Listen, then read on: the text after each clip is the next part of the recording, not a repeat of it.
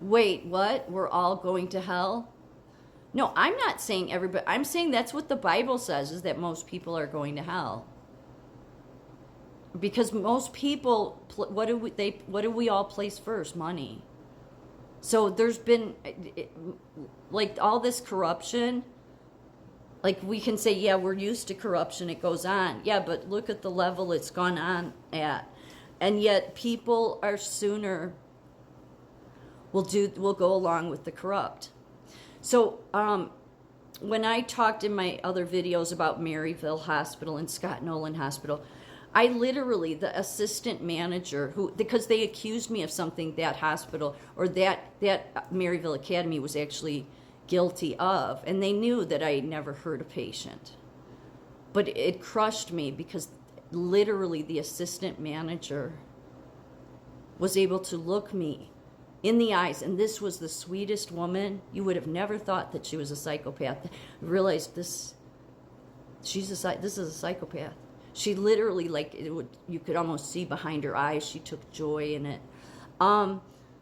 Because I did a lot of things to help the kids, because they're in the state system, and so but she literally accused me of something that was a total lie. It was all because of a nurses union that was just voted in, and I was on the bargaining team. But they put me through hell over it. They didn't just do that. They ended up, they made the accusation based on nothing. They just wanted to tear down that we voted this nursing union in. And then when I fought back, they pulled the kid off the unit, and the chief nursing officer interrogated him for 2 days to the point where she caused him trauma. Because he said, I know what you're doing. I know you're trying to twist my words. You're trying to... And the social worker was in the room, and she called me, and she said it was really obvious, like they were trying to get him to lie about me. Wanted to ruin my whole career, my whole life. Like, so you just don't let shit like that go. You don't. Like, because first of all, you're faced with there's people like this.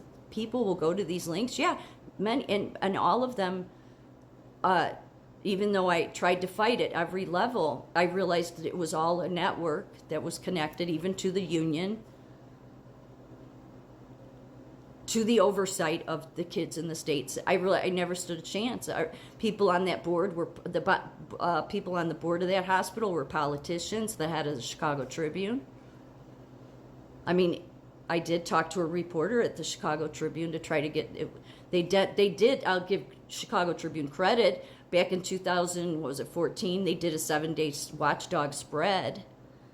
Every day for 7 days. On the front page, they were highlighting the DCFS system, the state system, and the atrocities at residentials, but not once did they mention Maryville or my story.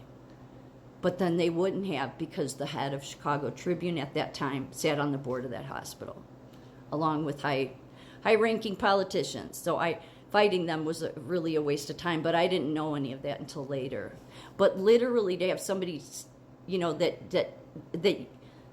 knows that you didn't do this, and they look you in the eye and they accuse you of the worst thing you know, abusing a patient, like. And the fact is they said it because they wanted me to quit, which I did.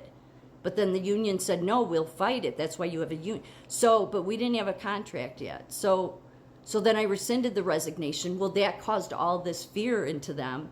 And so then they pulled the kid off the unit to start interrogating him for 2 days. And then they caused him so much trauma. He went back to the unit, tore the place apart, tore the ceiling tiles out of the ceiling. And so the staff was like, what the fuck? What is she doing? And he told her, you come near me again, I'll fucking kill you.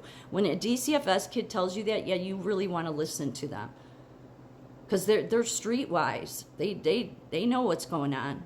He knew what she was doing. Little manipulating chief nursing officer, nurse practitioner now. I don't know, maybe she's retired, loser. Really, so they all, at any point, a bunch of them could have stood up and done the right thing, and they didn't.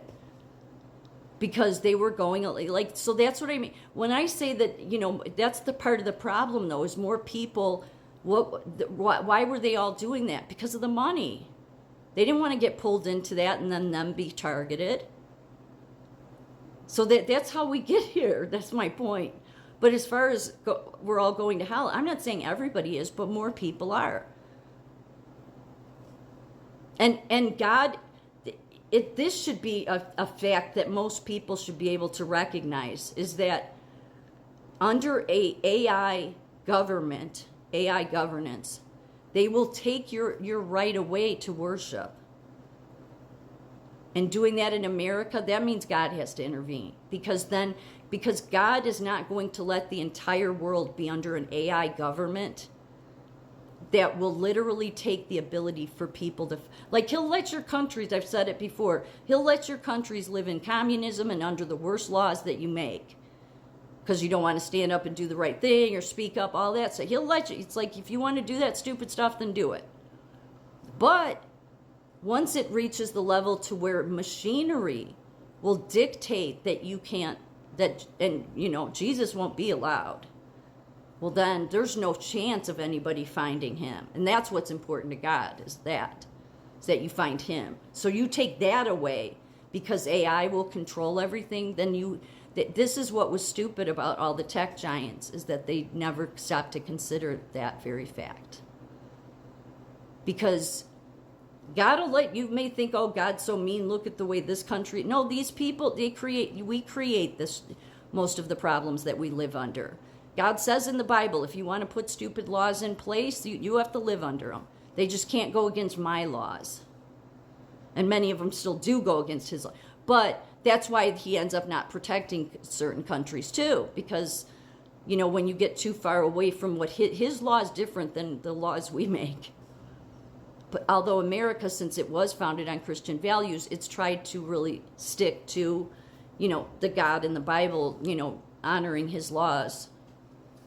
That said, under a digital gulag system, because a machinery has total control over everything because everything's online, then they will take away your ability to worship. They will make you believe what they want you to believe. So at that point, God has no choice. I mean, he always has a choice. Of course, it's God. But he would step in because there would be no point to any of this anymore.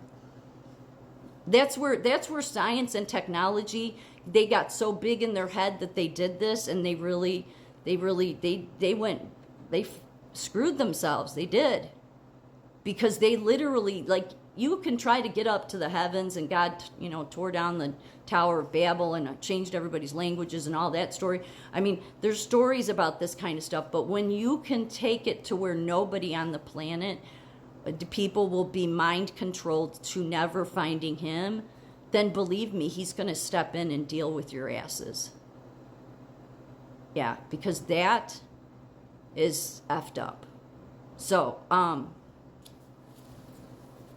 and that is what has been going on in China, and that's what they've wanted to do to the world, and we're really under that. We're not under it to the point where we're so controlled like China is, but that's slowly been making its way in. So every time you hear anybody saying, we can't stop AI, just keep pushing it, realize that they are going to hell.